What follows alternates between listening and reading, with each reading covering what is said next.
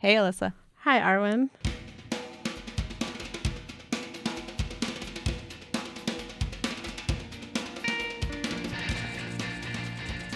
Welcome to the final episode of season 2 of the Sub Pop podcast. Wow. Yeah. Season finale. Yeah, we did it. Part 2 of a 2-part. Right. So this is our second part of our interview with Josh Tillman, aka Father John Misty. You can learn more about Josh by listening to episode 9. Otherwise, you might be a little confused. But maybe you don't want to play by those rules. Maybe you just want to listen to part 2. Whatever. I'm not going to stop you. Go to part 1, find out the beginning. Go to Sub Pop FM, find out more. Yeah. Or just listen. Father John Misty interview. Part 2. I think we've covered that.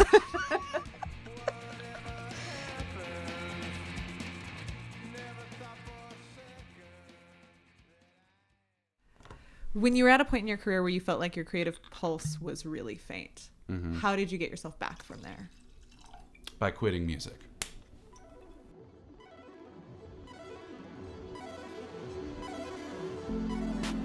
For like 3 weeks, I quit. Seriously, where I was just like done. Because I got so exhausted by identifying as nothing more than a failed singer-songwriter. I just couldn't, I didn't have the energy left to like stoke that flame anymore. I was just like, you are not cellularly, spiritually, existentially, in any meaningful sense, like you are not really a failed singer-songwriter. You are an upright ape who can do anything you want.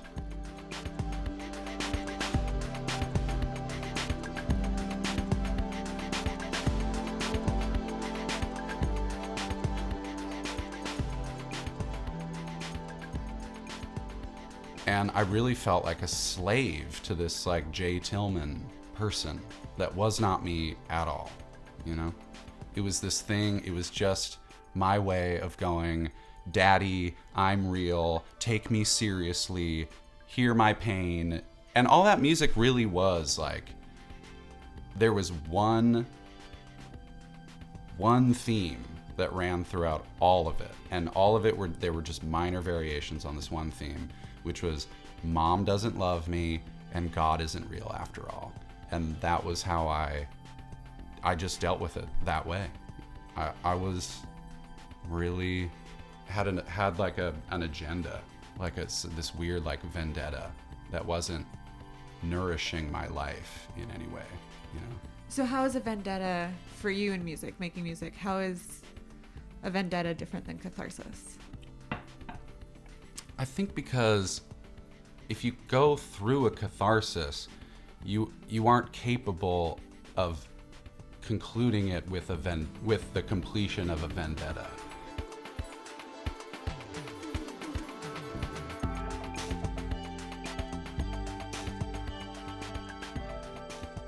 I wasn't doing the work. I told myself I was doing the work because I was putting so much literal work into it, you know, like the writing and recording and the like fruitless touring and, you know, all that stuff. But it wasn't, I think what I realize now is that it just took to do what I'm trying to do now, which is such blowfish preparation. Like I could never have done it when I was younger, you know? Whether I'm successful at it now is up for debate, but I definitely couldn't have done it then because I had too much pride.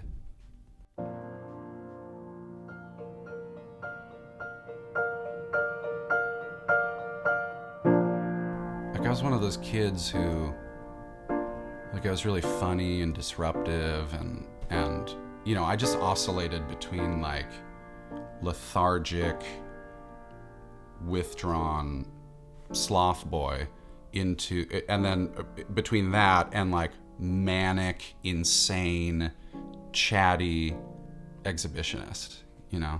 And those two informed each other. Like the sadness and the depression of the one state like informed there was so much anger in the way that I was funny, you know, or disruptive or whatever. And when I got out of the house and was on my own, I was like determined to carve out a space in my life where I didn't run the risk of coming off as funny, you know, because a lot of funny children are like begging to be understood and they're just misfiring completely. So I have a really complicated relationship to the funny thing, you know, like laughter makes my skin crawl a lot of the time, you know, unless it's just between two friends and you're having like a major, you know, download or something. But in a performance space, it really makes me uncomfortable, and it's interesting that I still go after it so hard. Not as much as I used to, but it's just an anxiety response. My music now and the humor in it and whatever is just a very bizarre concession to my nature and to my youth and to my personhood, you know? It's like, whether I like it or not, this has to be part of the equation, whether I like it or not. But it has to be there. It's the price of admission for me getting to something that's real. So then would you still describe yourself in that same way, the way that you describe like the child that was Josh? Yeah, I mean, I don't think I'm... Do you think that I'm essentially the same now as I was as a child? No, I want to know if you think you're essentially the same. Like, do you still feel like you're at some points like a quiet, withdrawn kid, and then at other times just like a jester for the sake of fear? Yeah, I think... No, the thing is, like, I'm a lot more comfortable in both of those. Like, I have a lot more compassion for myself, you know? We all carry that around. Yeah. And this just happens to be my version of it. And, you know, I totally have like latent middle-class bourgeois values, Christian values that emerge when I least expect it. I mean, that's very, very honest, you know? And because all those things are a way of numbing the pain of being alive, and humans gravitate, for whatever reason, we just naturally gravitate towards numbing the pain and towards trying to make sense, order, you know, so that we don't have to do the work, so that we don't have to be ourselves. But you just have to demystify, you know, like that's really I just think it's really that's really the key, you know, like to not fetishize your own, whatever you perceive your shortcomings to be, you know.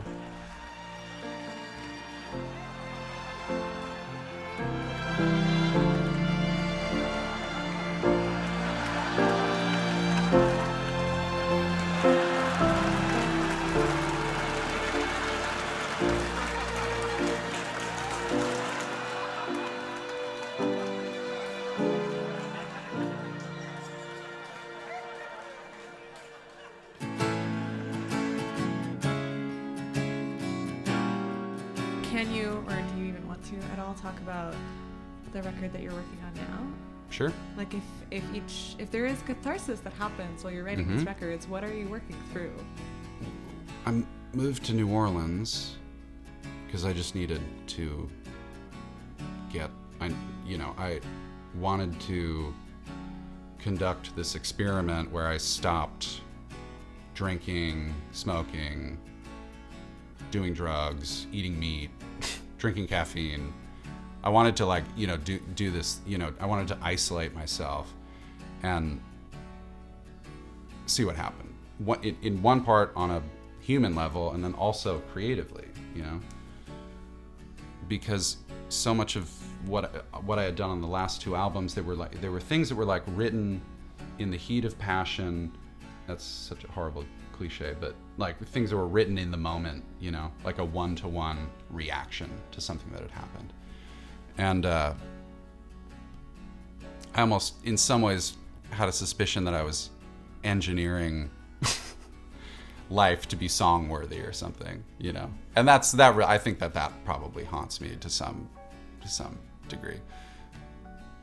I just had this intuition that in order to write what I wanted to write next, I needed to cultivate like an internal silence, you know, like I needed clarity, because I really wanted to write about now, and I wanted to write about, I felt like it was time where I could really well like address my greatest hits of like grievances with human life and this whole experiment. And it's just like, that's a motherfucker. It's very topical. What I realized like about 3 or 4 songs in was that I was making basically like Ecclesiastes with more saxophone. We live in this like really hyper political time where we're drawing more and more sophisticated distinctions and getting lost in the fact that there is liberation in realizing that we just keep stepping on the same rake over and over and over again. It's easy to despair that like evil keeps getting like more and more sophisticated and more pervasive, and humans are lost, and also thinking like we've never been more humane. It's that kind of specificity of thinking that I think really detaches you from the truth of what we are, which is I think we're like a cosmic joke, which I don't mean that in a fatalistic way, you know. I think we're given agency to make human life whatever we want it to be. And with this record, I wanted to make a trans political album for like a really, really political time, you know. It's just like, it's a real blast. Chock full of hits.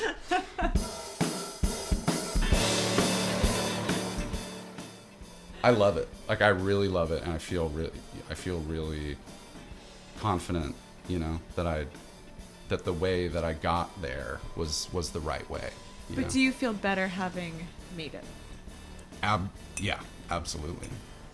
It's really interesting, you know, like if what an album needs for me a lot of the time fills the gap, or it represents what my worldview needs or my thinking needs.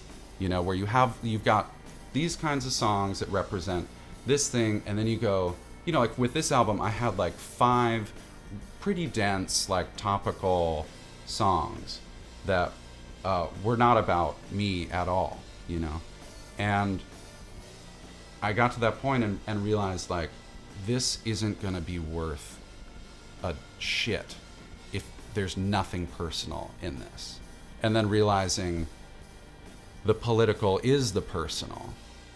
The relationship between the political and the personal just kind of became like it's not even political, but just like the macro and the micro became not only something that benefited the album, but just informed my own thing and made me go deeper into that, you know, to where I think it is a real catharsis. Like the album it's kind of just like this going from narcissism, which is saying like everything is ultimately about me, all the way through to the end of the song, which is like nothing is about me, but my life is a miracle.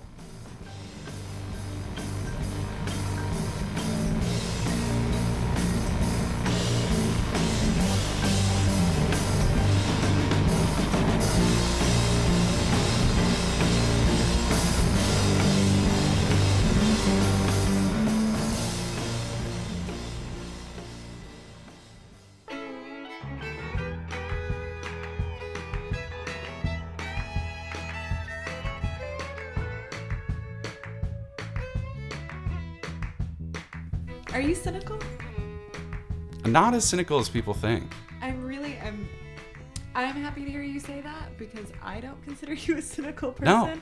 But you're interpreted as such a cynical person, yeah, in a way that like makes me feel like I'm someone else saw you do something that I just didn't see.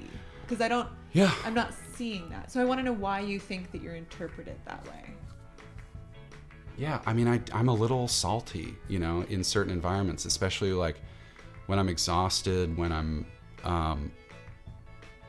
you know, I just have this horrible like impulse to like make people happy, you know, like where it's with like radio interviews and stuff like that, where I'm going like, I really don't want to do that, you know, like what am I going to say? What is, you know, and then the Dutch Puritan, you know, heritage voice goes like, this, you got to work hard. You signed up for this. Like, but then I get there and then the imp takes over and it's a very immature thing. You know, it's like, but I at don't the know. same time, I it don't know. just Whatever. seems like maybe at least, I don't know, some of the interviews I was watching of you today. They're not that bad. I'm always shocked at the shit that people freak out over. Well, here's the thing is that it seemed, maybe I've been on the other side of it for too long as an interviewer. And there is this expectation where you ask someone a question and they're expected to answer it, whether or not you care what the answer is. Right. And you don't seem to be playing that game in the interviews. You seem to be recognizing that in a lot of cases, it seems like the person who's asking you a question is either trying to get a rise out of you or they're just asking it because they have to. Yeah. And if that's how the person is coming across, you recognize that in your answer. And you're like, all right, this is ridiculous. I'm going to be ridiculous. Like if it's going to be this like puppet show, this theater, then I'll play the role of like this character. Yeah, and who is the puppet show for? Yeah. It's not for the interviewer. It's for the fucking audience. Yeah. You know? Yeah, and you know what? Like interviews in Europe are completely different. How so? They are just better. Like, because there's just a different agenda, you know? I mean, it's... Like, what do you mean by that? They're just more considerate of someone's humanity.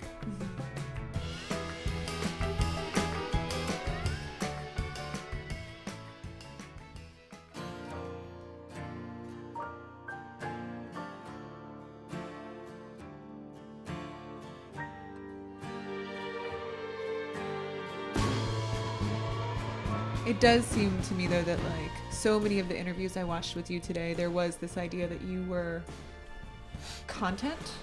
You know, what's the most extreme version of Josh Tillman that we can get or whatever. Right. But it is this uncomfortable prodding. Like to know you before these interviews happen and then be watching these interviews today. Like I knew you before these records came out and you had this notoriety, and it just seems like this person, Josh, that I know that's just getting prodded at. And I'm surprised that that's not seen more. And like, I have to say, like, I've been interviewing for like 7 or 8 years now, and interviewing musicians is the hardest thing I've ever done because they're treated so poorly by interviewers all the time that they don't want to fucking talk to me anymore.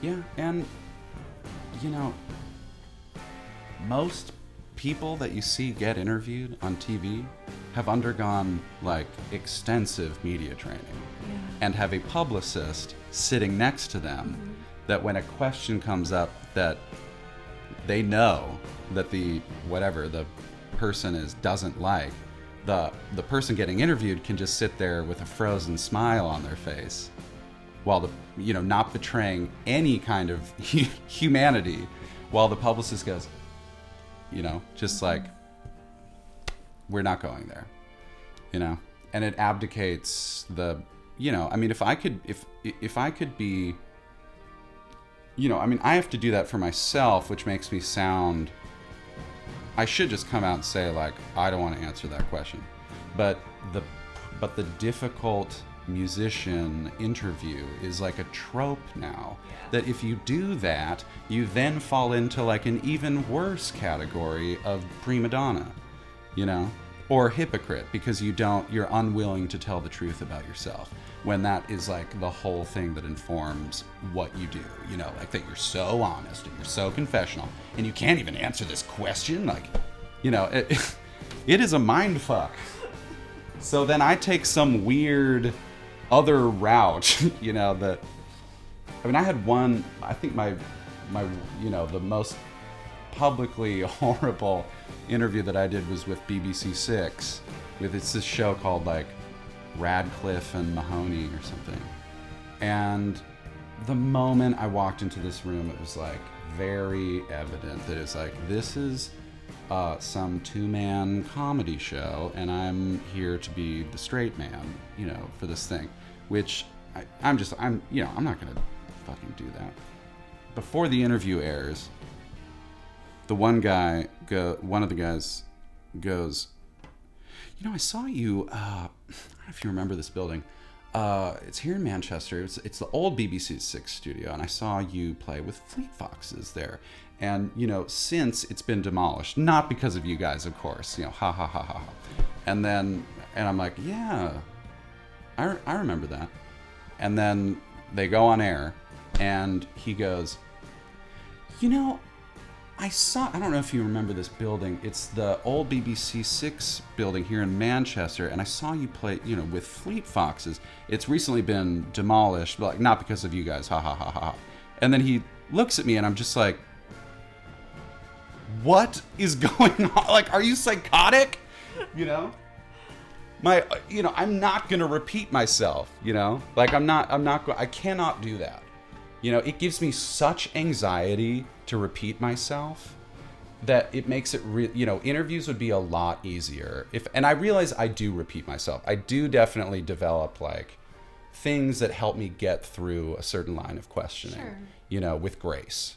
But those are just data points, you know. It isn't like a you know, like a persona or something. You know, make it through. I mean, watching an interview is like watching someone jump off a high dive and going like, that's not that high.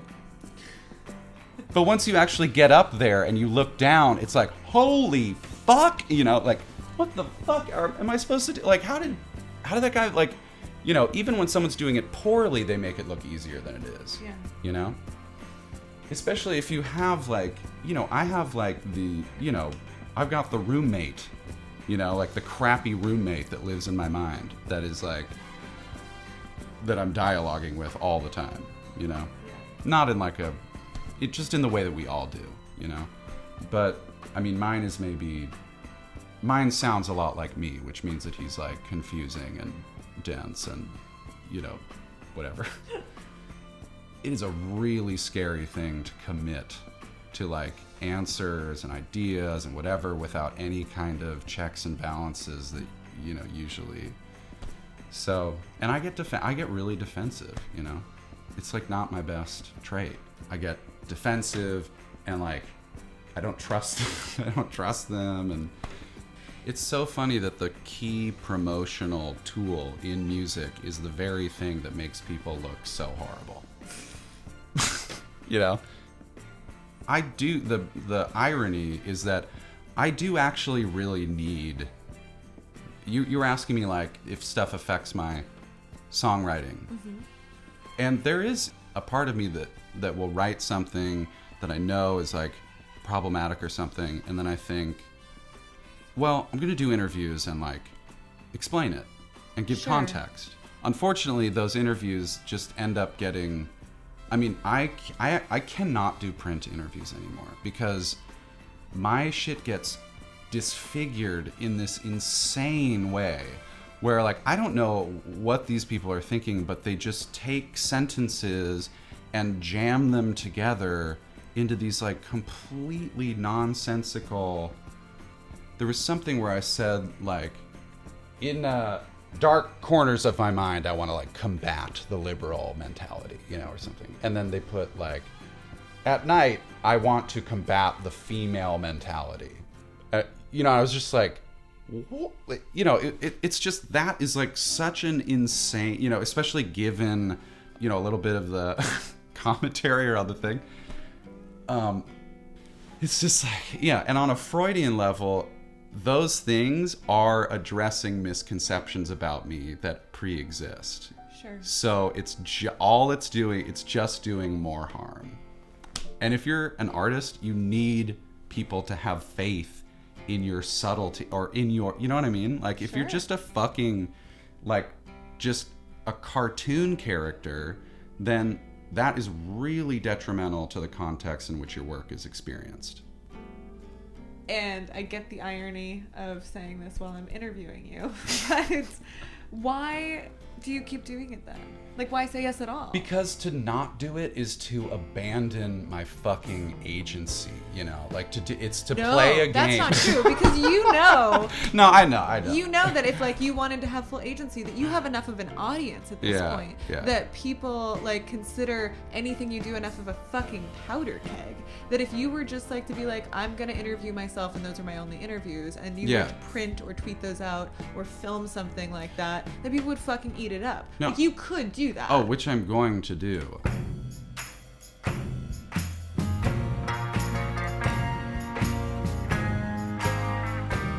Whatever values of self-preservation that inevitably end up governing like what I do and how I perceive what I do are not the values that a listener has, you know, and even to hear me kind of go like fuck up.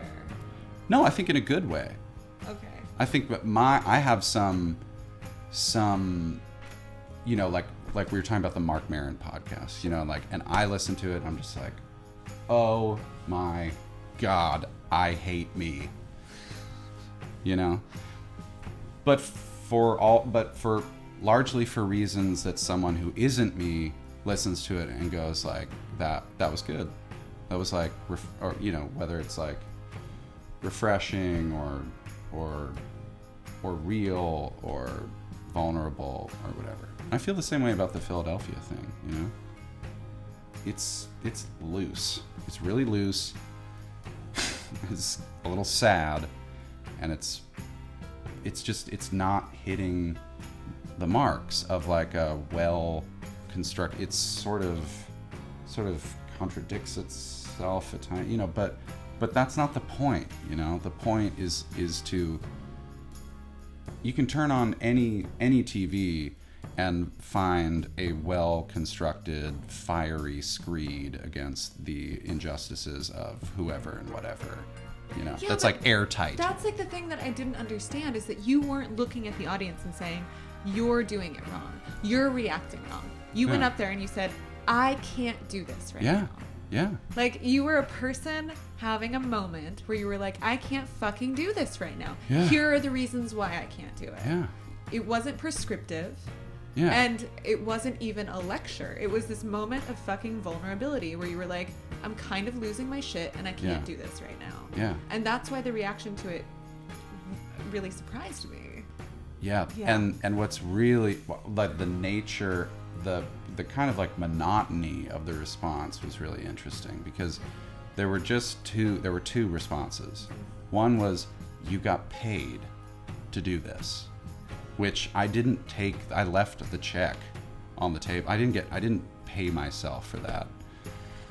Which is, you know, which means that people think that I'm a real dirtbag, you know, like that I did that. And then there was this weird follow-up where somebody was like, I saw Josh Tillman get into the van and start laughing hysterically about what he had just done. If anything, I mean, I was shell-shocked, you know. Part of me was like, career over, you know, which doesn't fill me with mirth. If anything, I was like, you know, I had my TM and my sound guy in there, and they're just like, what the fuck just happened? And they're kind of going, you know, they're going like, that was good, man, you know, like, do what you need to do. And I'm going like, yeah, like trying to just neutralize, you know, trying to make them comfortable. But that portrayal of me as someone who took a dump on stage, got paid for it, and then laughed about it is pretty raw, you know. But it's, if you're surfing around the internet for content or whatever, then it's definitely a way better story. Dude is douche, does douchey things. Story at 9. But like it did seem that the response was, who can make the most clever version of, shut up and play, like of that joke. Oh yeah. And yeah, the other response was I work hard. All I wanted was to come to the harbor and enjoy an afternoon of live music. Is that so much to ask? And yeah, I was directly confronting that. What they failed to see is like exactly what I was addressing.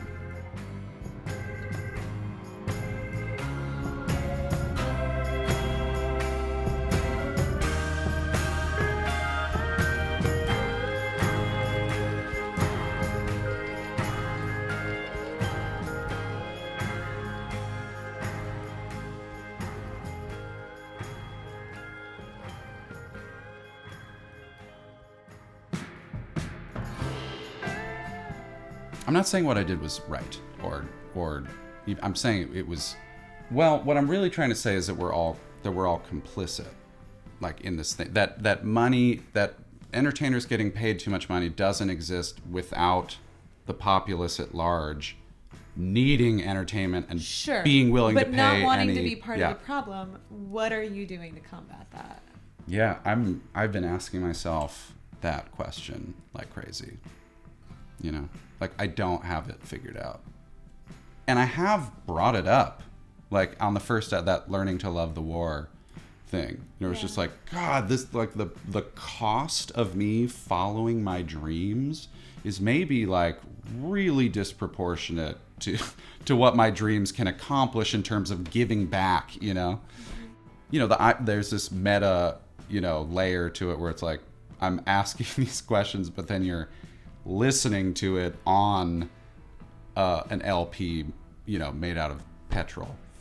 And that, again, is the kind of thing, it's like an entertainer being on stage decrying entertainment is just what gets me off, I don't think, I'm not going to stay there. I think it's just part of the process.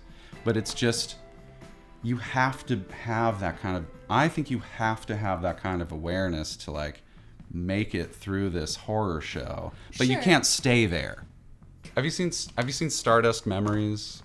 No. The Woody Allen movie. It's this meditation on like his fame and his like what it means. What does it all mean? Like what am I going to do with this? Like I'm surrounded by sycophants and I and I'm losing perspective and whatever, it's beautiful. It's like a total Fellini like lift. And at the end of the movie, he's like in a field, like crying to, like, he's just like, what do I do? How do I make the world a better place? What's my purpose? And this alien spacecraft comes down and these aliens get out. And he's like, but shouldn't I stop making movies and do something that counts, like helping blind people or becoming a missionary or something? Let me tell you, you're not the missionary type. You'd never last. And incidentally, you're also not Superman. You're a comedian. You want to do mankind a real service? Tell funnier jokes. Yeah, but I've got to find meaning.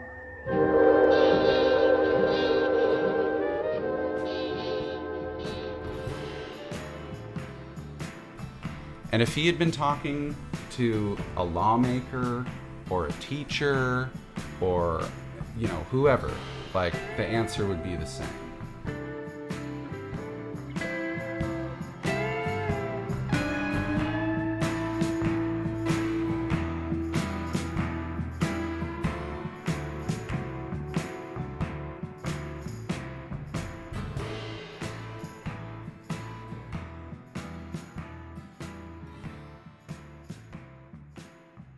So that is Josh Tillman. Thank you, Josh, for talking to me for like 19 years in your hotel room in September. I appreciate it. I feel like it's also a good segue into something that I wanted to mention anyway as we wrap up season 2, which is Stuart, who puts together a brilliant show notes, also put together a website for some top 10 lists this year. Year-end top 10 Year-end lists. Yeah. And I bring that up because there are a ton of great lists on there. I, of course, wrote one about podcasts if you're looking for All some stuff right. to listen to. Well, we are on our break for waiting for season 3. There's plenty.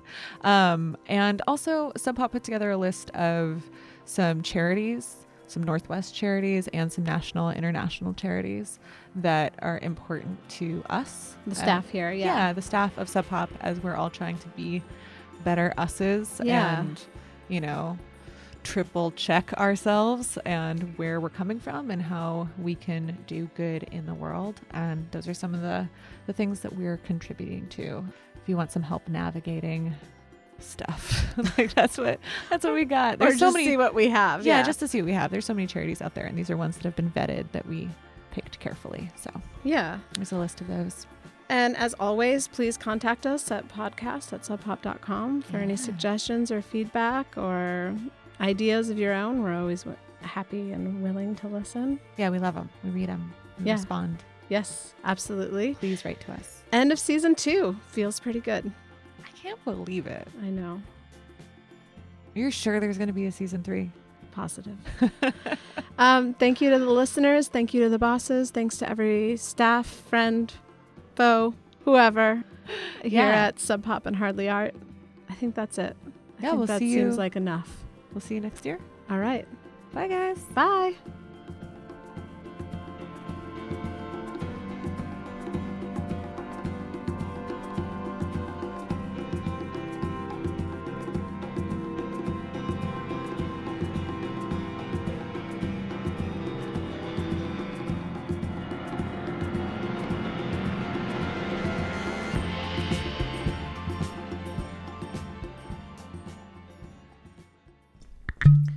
Thank you for that sound effect.